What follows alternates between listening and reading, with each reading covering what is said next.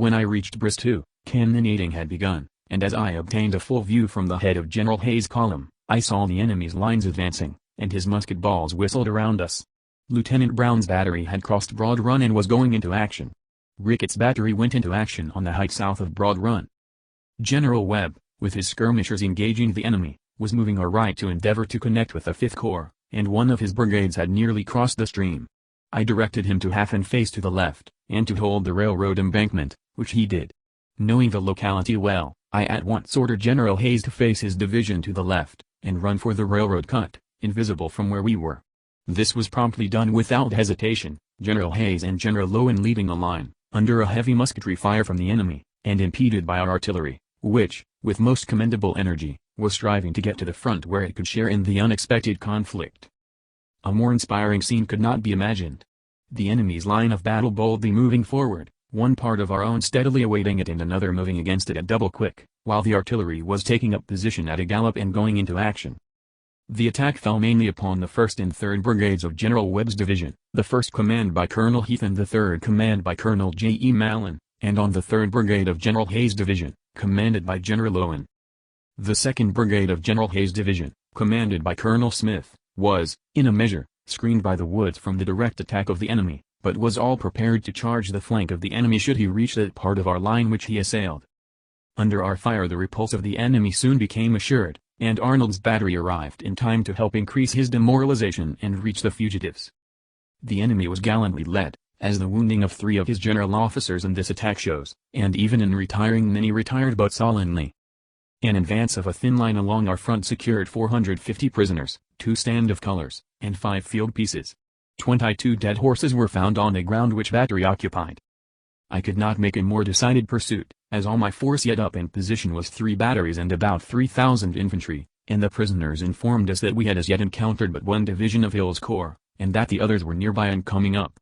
I had thus to prepare for more serious work, and to depend upon myself, for nothing could be seen of the 5th Corps, which we had expected to find at Bristoe instead of the enemy. General Caldwell's division, when the firing began, took the double quick step with their heavy loads, and joining us as soon as possible, took position on General Hayes' left with the exception of Colonel Miles' brigade, which was ordered to the right to the support of the artillery.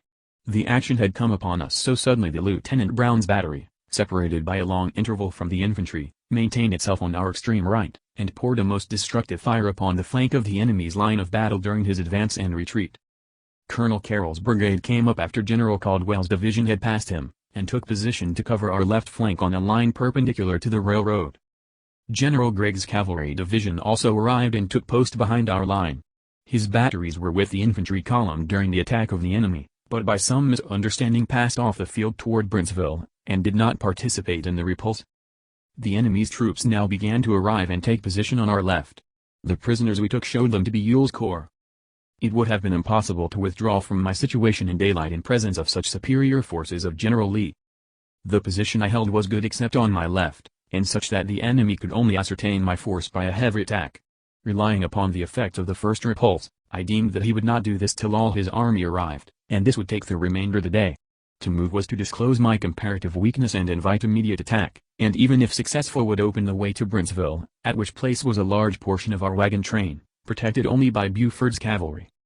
Major Ludlow, of General Meade's staff, who had been with me thus far, to whom I am indebted for valuable aid, now left me, and I told him to report what he had seen.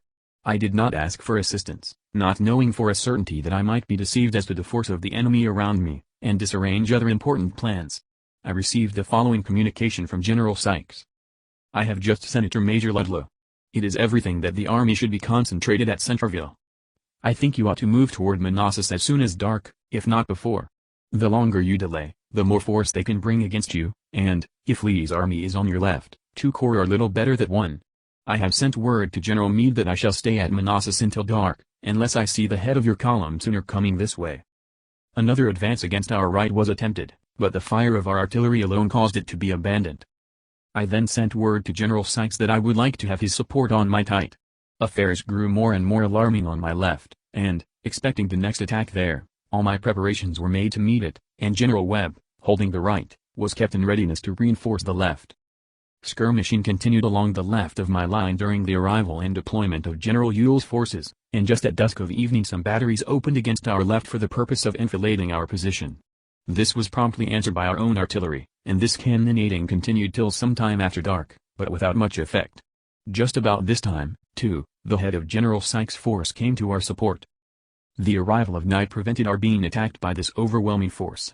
General Lee says in his report, before the rest of the troops could be brought up, and the position of the enemy ascertained, he retreated across Broad Run. About 9 p.m., after all was quiet, I withdrew from my position according to instructions, bringing off all of our wounded that could be found, our prisoners, and captured artillery.